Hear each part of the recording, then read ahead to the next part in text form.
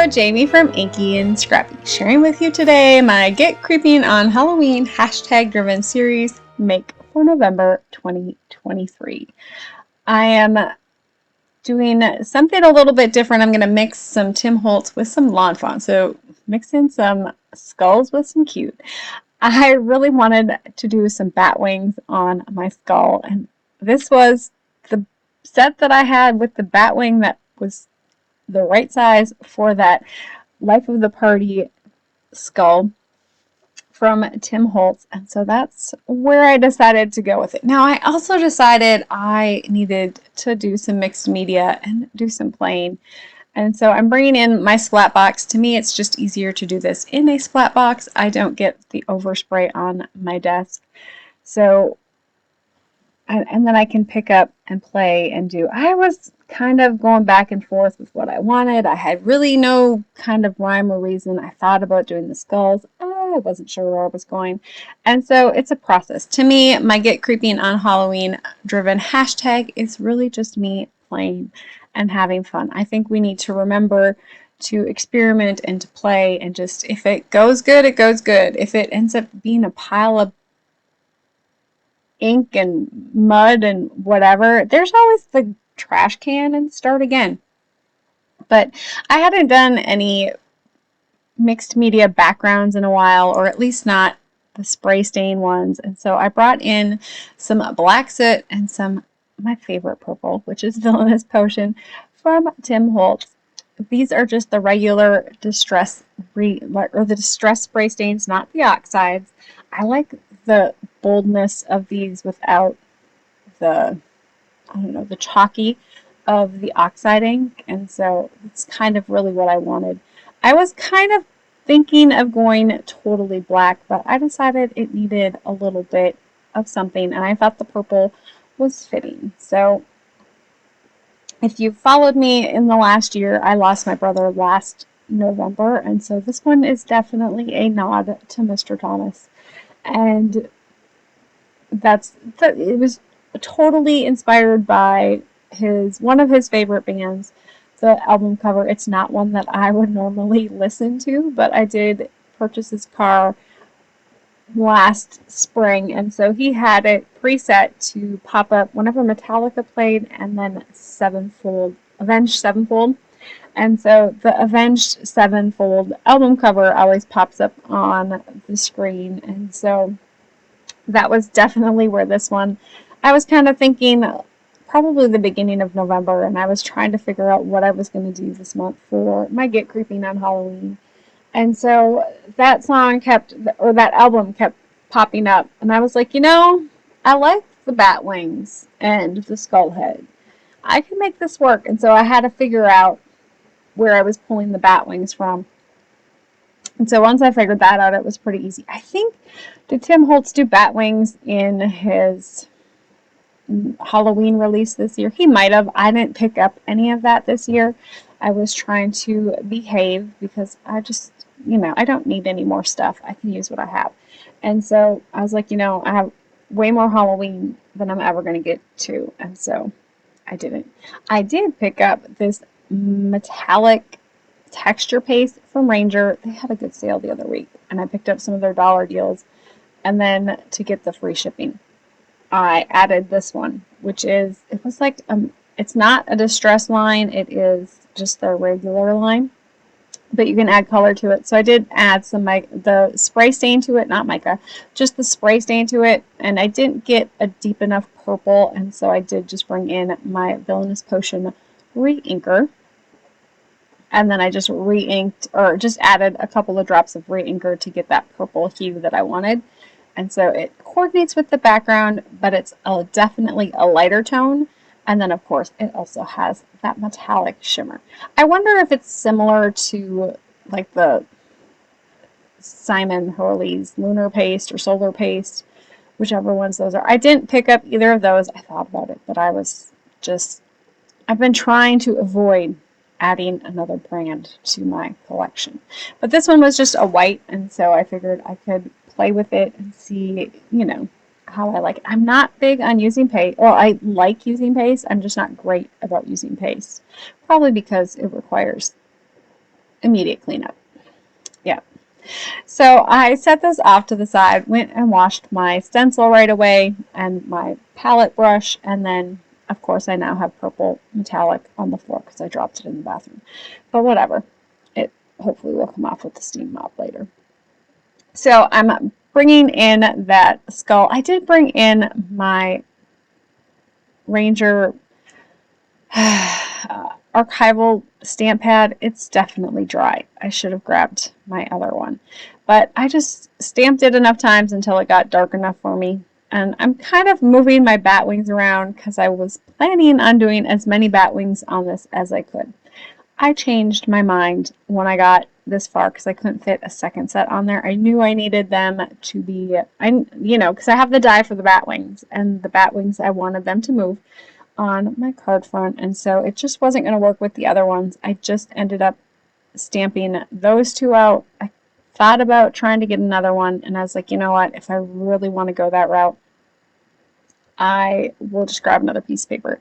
So for this one, I'm bringing in my color chart that I did last year for the Fantastic Friends stamp set, and I'm just taking that bat wing because I had the purple hue underneath the blue grays, and I liked the look of that. So that's kind of what I'm doing here, just kind of adding in those blue grays and then that purple and working it into a blend. It wasn't a perfect blend. I kind of was like, oh, I'm good. And then I was like, no, I'm not good. So I did come back in with that purple to add a little bit more purple sheen to it. And this way it kind of color coordinates with my background. Now I'm also bringing in, I bought this pack in August, September. Thanks, Kate from Kate's Craft. She had to show it to me and then I had to go get it. So it is a printed acetate from Michaels. I'm sure they'll do something similar next year if you missed out on this one. But I had a piece of the web. I did a ta-da diorama with that web acetate, and so I had a scrap left, and I was like, I bet that would work for bat wings, and it kind of has a cool look to it. I did do the non-shiny side up, so there's like a matte. Whatever side the black was printed on is matte, and so I did end up using the matte side for that. You will get 2 cards today because, I did 2 backgrounds, and I figured if I didn't use it, it would probably sit there. So I was like, well, I might as well just make enough to go with it. Now, I couldn't find a color that I wanted on here. So the last ones that I did with the skulls, I did on white paper, and so I came in with like the antique linen, and it looked really good. With this one, the antique linen wasn't dark enough, so then I tried a brown, and I wasn't really on the brown, and so I ended up bringing in I think this one is Slate from Close to My Heart, which is probably similar to, it's like a brownish gray, kind of like a W, the W grays or the warm grays. And so any warm gray would work. I just don't have, probably hickory smoke, or I'm trying to think which one would be, pumice stone maybe. I just don't have those in distressed ink, and I didn't want to do oxide because it would sit on top of my ink here. Now for the one, I'm coming in with my white gel pen and painting his teeth white so they kind of pop a little bit, but I decided he needed a gold tooth, and so I'm going to pull in a gold jelly pen or gel pen. I couldn't find my other gold. I know I have it somewhere, like the shimmer pen. Yeah, I couldn't find it. So I found my gold gel pen here, and then I'm just going to add a gold tooth in there. I just thought it was kind of funny. It's all good. So for this one, I decided that cream was a little bit too stark, so I'm just bringing in the blending brush that I used on my skull head so it kind of goes with. Now, it wasn't totally dry. It was pretty dry because I did these all in one sitting, and it's not normally how I do this. Usually when I do mixed media, I do the background and then let it sit overnight to dry, but I maybe waited until the last minute to do these, and so I didn't have time to let it dry completely. You will see what I mean when I say it. I touched it, it looked like it was dry, but when you do texture paste through a stencil. It's not all even, Steven, and you'll see it on top there. It kind of smooshed it. I was not impressed. I couldn't get it off, but I thought, you know what? It's not that big of a deal. It's not my focal point. It's my background. It just adds extra interest. We'll go with that. I did die cut 2 pieces of black cardstock for my waving pull tab. This is a Lawn Fawn waving pull tab. Keep in mind that I am using, I modified where my wings are going to sit a little bit. So I'm just bringing in this piece here, and you'll see that when I come down here, I'm just going to bring this up so you see where it would maybe normally sit.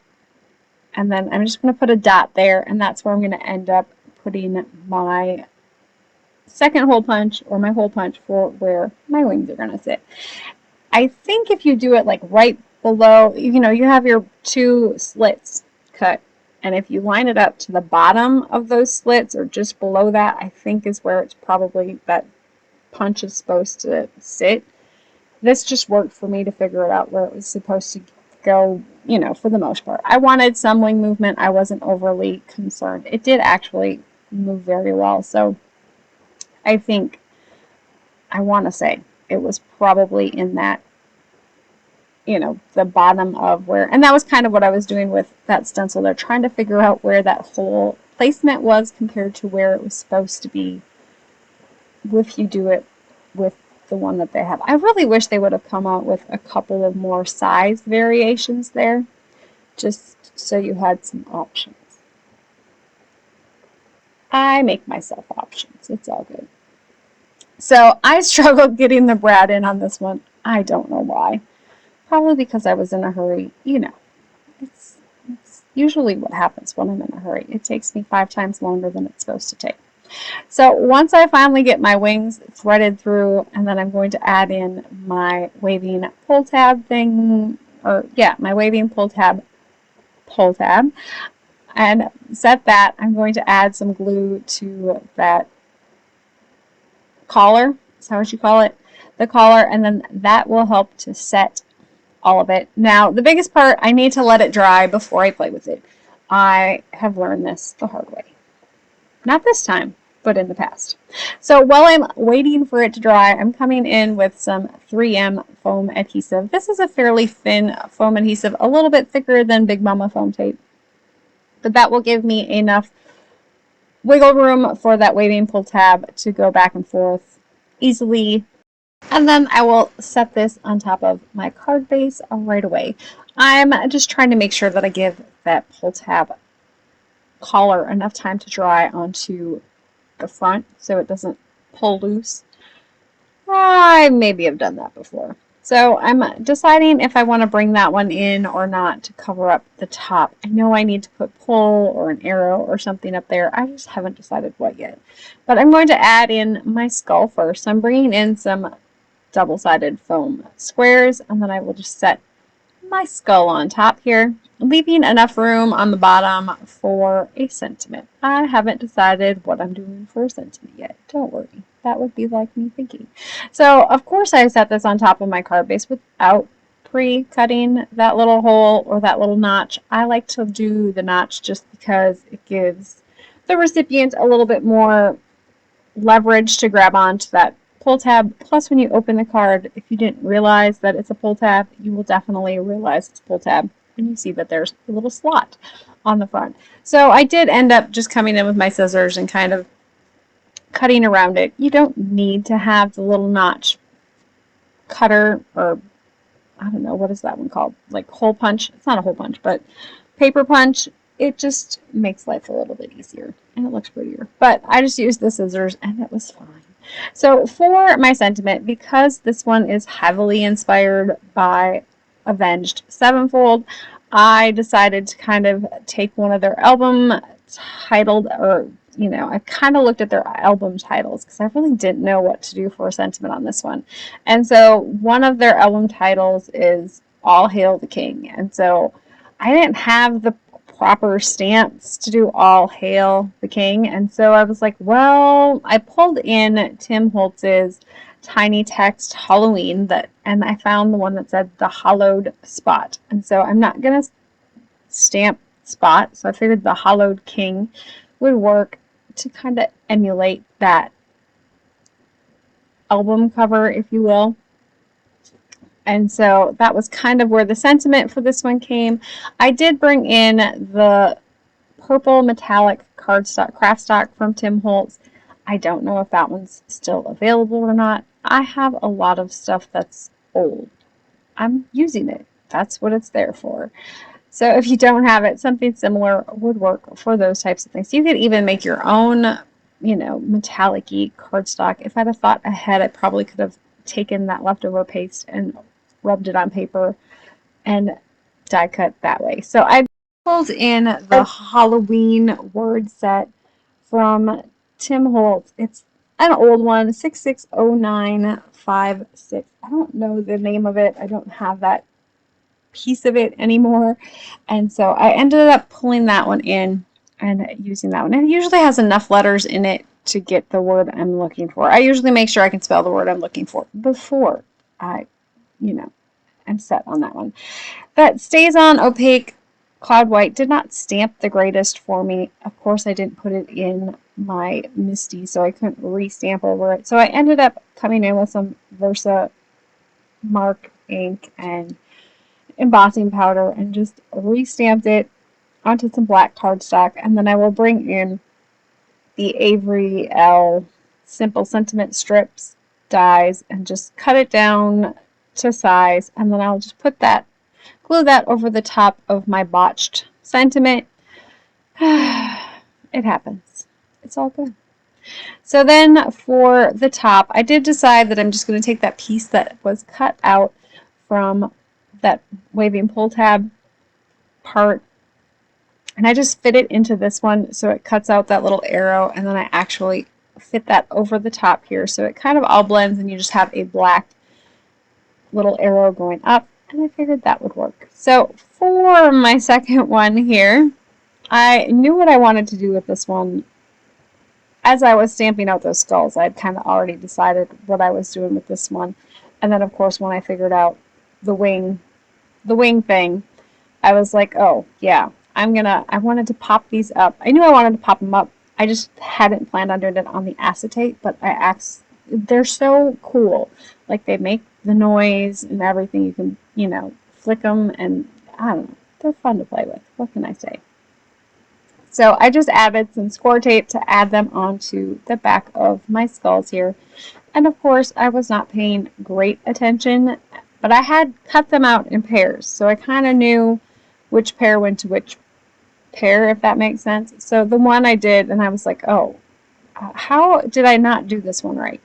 And then I realized, oh, I had shiny side up. I wanted to keep the shiny side down just because I didn't want it to be too glossy. I liked the matte look on this one. But I thought the spider web just kind of gives them a little bit of texture and interest. And these do end up being a lot bigger than I was kind of thinking in my head that they were going to be, but it ends up working. You will see what I do here because, you know, I like to sneakily add things off the side without having to do all the things. Yeah. So to start, I'm going to add in a little bit bigger score tape onto the back just because I'm using that acetate. I want to make sure it's going to stick, and then of course it's over that texture paste as well, so I want to make sure it's all going to stick. And then I will add in the rest of my little skulls by kind of cutting one and then placing it onto the side. So before I forget, because I didn't really explain the Get Creeping on Halloween, anyone can participate in the hashtag. It is a hashtag driven either here on YouTube or on Instagram, and please tag me because I don't always see them. If I am not tagged in them, you know, sometimes it's a month or two later, and I'll be like, oh, cool, somebody participated. Oh, that was like a month and a half ago. Yeah. So if you do play along with that Get Creeping on Halloween hashtag, all of the details are in the description box below. Just make sure to tag at Inky&Scrappy so I make sure to see it. So I just come in with my scissors and cut off the rest of those skulls that are overhanging there. And then, of course, I had to play with the little flappy wings. They were kind of fun. Now for the sentiment on this one. I pulled in a scrap I was looking for like a letter chip. I thought I had some Halloween ones. I couldn't find them, but I did have the Foolish Mortals stamped out, and so I just ended up using that one. So this is from, I want to say, Monster Reunion from Tim Holtz. Just the one that I think is underneath the grave with the little hen that's sticking out, and I just thought it worked with the skulls. So I'm bringing in some Distress Oxide and some regular Distress ink in that Villainous potion. It will go with that background or coordinate with it. I did the Oxide on the outside, and then I decided it was just too stark white, so that's why I brought in that Distress ink, just because the Distress ink is going to be more translucent than the Oxide would be. And then, of course, a little bit of water. And I didn't wait for it to dry. I set that sucker on their way. It looks just fine. So once I had that placed, I needed to throw it on a card base, which I don't know if I show you that part. I did throw it on a card base. Now, after the fact, I've been thinking I might add a crown onto the Hallowed King card. If I do it, I will add that onto Instagram. I have an idea where I might have one that'll fit, but I don't know if it'll fit right size-wise.